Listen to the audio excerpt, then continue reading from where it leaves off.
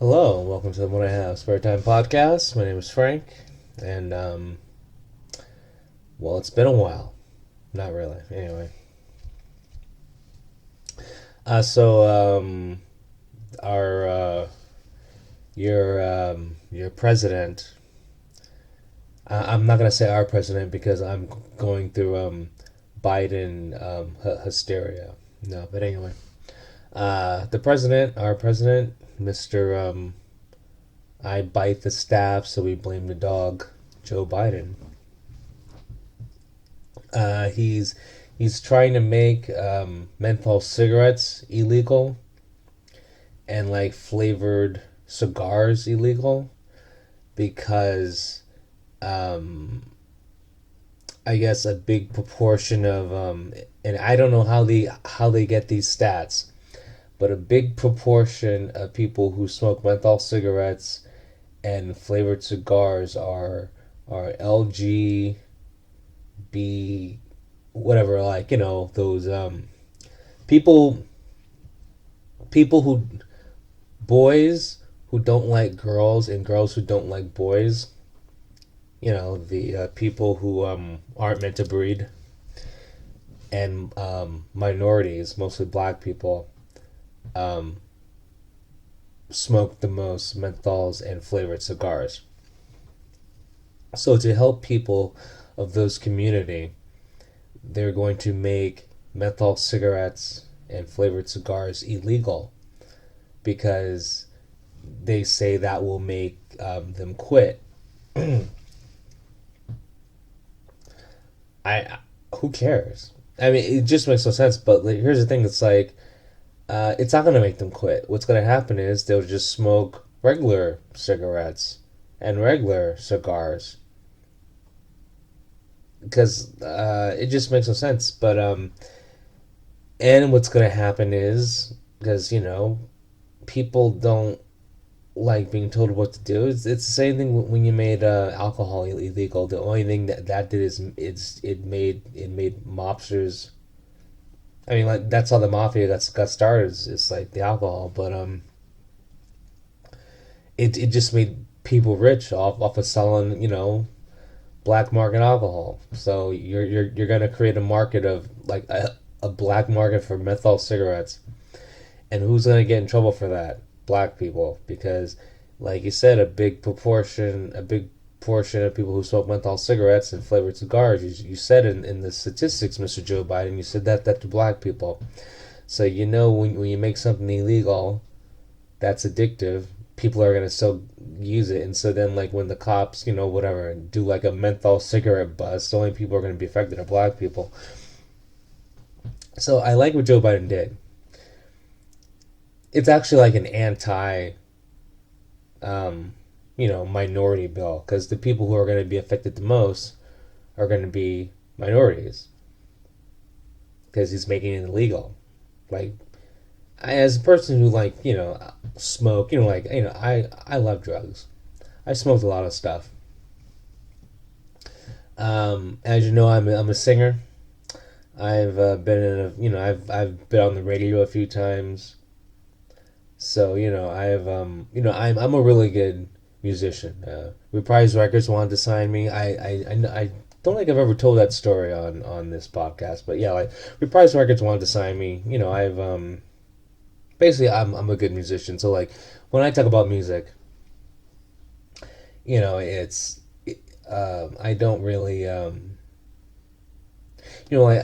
understand when I talk about music that it's coming from the point of view of a really good musician. So in a way, my opinion or my views or my facts don't count because popular music, like music you hear, it's not meant for me because the average person is a non-musician. Okay, but anyway,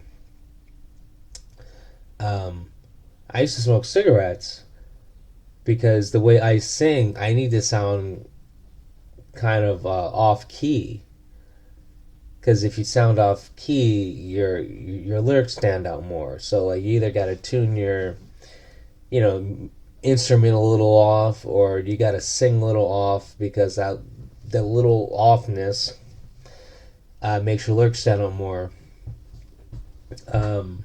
but like the average non-musician can't tell. But like if you're a musician, you could tell. But it's because your ear's been trained. But anyway, so I would smoke cigarettes because it would help me with my voice because it was easier to sing off key just a little bit. See, on my guitar, I normally tune the D string a little sharp, and I believe the B string, like I make that just a little off. So like if I'm singing on key, it sounds a certain way. Anyway, boring you with music details. So anyway, I would smoke a lot of cigarettes. I mean, I don't know how many I'd smoke, but I'd smoke cigarettes. I never felt addicted though. Like I never woke up like, damn, I need a cigarette. It's just I would make a mental note, like make sure you smoke at least 5 today. Like yeah, to me it was like taking vitamin pills because it's like I needed my voice.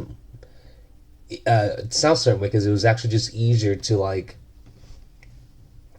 I don't know how to really explain it, but it was just easier to sing. It was just easier to sound the way I wanted to sound if I smoked cigarettes. If I didn't smoke cigarettes, it was actually harder to make that sound, and I would have to like tune the guitar like a little more often. Anyway, and then something happened where I just got better at singing, and so I stopped smoking because I got better at singing because I didn't need to smoke to get my voice off. I could actually like get my voice off myself. But like take it out to dinner.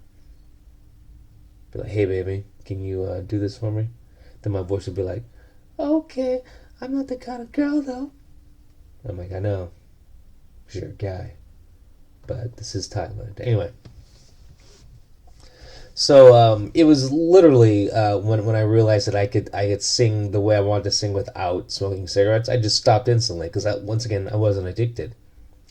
And during that time, I smoked all kinds of cigarettes. I smoked menthol cigarettes. I smoked regular cigarettes. I smoked unfiltered cigarettes. I smoked long cigarettes. I smoked short cigarettes. I smoked cheapos. I smoked most expensive. I smoked American Spirits. I smoked all kinds of cigarettes. And they were all the same. They're just cigarettes. So it doesn't matter if it was flavored or not. I haven't smoked those Fantasia cigarettes. They were like Crayola crayon colored. It didn't matter. A smoke's a smoke. And then I interacted with a lot of people who smoke cigarettes. All kinds of people smoke cigarettes. Men, women, tall, short, whatever. All races. Now, granted, I don't interact with minorities actually. So all the people that I noticed who smoke menthol cigarettes are actually white and predominantly from the South and predominantly poor. Poor people, you know, forget about race because I don't like view or categorize people by race. I just don't because you're this is modern times. So in America, like we don't necessarily live in tribes. Based on race, we're actually separated by money. It's not race. It's like poor people generally live in a certain area. Middle class people generally live in a certain area. Rich people live in a certain area. It's not like it's not like the days of segregation are over. Money's the only green is the only color that matters. So what I've noticed, even though I'm like I don't hang out with black people, but you go to bars, like you go to different places. So anyway, um, in my entire life, I think I've known one black person who smokes menthols. And I was in a band with this person. Um, and then just all the bars I've been to, just all the social interactions, all the parties. It was actually white people who smoked. At least from my interactions. I'm sorry, I should take away the race. It was poor people. But yeah, they happen to be white. So I don't know where they get these statistics from. Like, that's another thing about the government. Like Joe Biden is saying all this stuff about how black people smoke, or he says minorities, but like he throws in black too. But like when people say minorities, they mean black. So I don't know where Joe Biden gets these statistics from that people who shouldn't breed and black people smoke the most menthol cigarettes, because cigarettes are cigarettes. I say I don't understand. Like, does the government like do a census? Like, hey, we're gonna go door to door and ask people if they smoke menthol cigarettes. So just the fact that that's a stat that the government, I'm assuming it's a government thing. If Joe Biden is giving a speech, an address to people saying he's going to make menthol cigarettes illegal, and then gives all these stats that mostly black people and mostly people who shouldn't breed smoke them, that I'm assuming it's the government did some kind of, you know, statistic gathering that was a waste of our tax dollars. Like, who cares who smokes? Smoking is something that people do because they want to. It's also population control. Let people smoke. I don't need the government telling me that I can't smoke.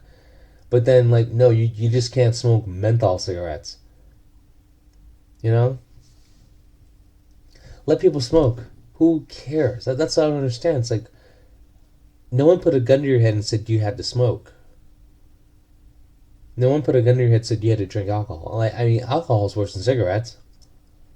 I mean, you might as well just ban booze. If you're trying to save, okay, here's the thing. Joe Biden is like it affects minorities the most and causes them the most harm. Well, actually, alcohol is causes the most harm. Who drinks the most? The poor. Poor people drink the most. If you take, I mean, the statistics I have are old. I'm assuming things haven't changed, but really, really rich people and you take really, really poor people, a large proportion of the really, really poor people have a problem with alcohol compared to the rich people. And poor people smoke a lot more, like cigarettes, than rich people. You know, so if you want to help people out, you should actually help them in a way that that makes their lives better instead of taking away something that they use all the time, like cigarettes. You should like put money into poor communities so they can you know, have a better quality of life. And then once they get that better quality of life, they probably will smoke less because people with money actually smoke less. I don't know why. I'm just assuming they have less stress in their life and more options to do other things, you know. But instead, Joe Biden is just gonna give one more reason for police to bother poor people. That's all it is. But you know, he's not a good president, so this isn't the first and this won't be the last of the long list of bad decisions this guy makes. Anyway, have a good one.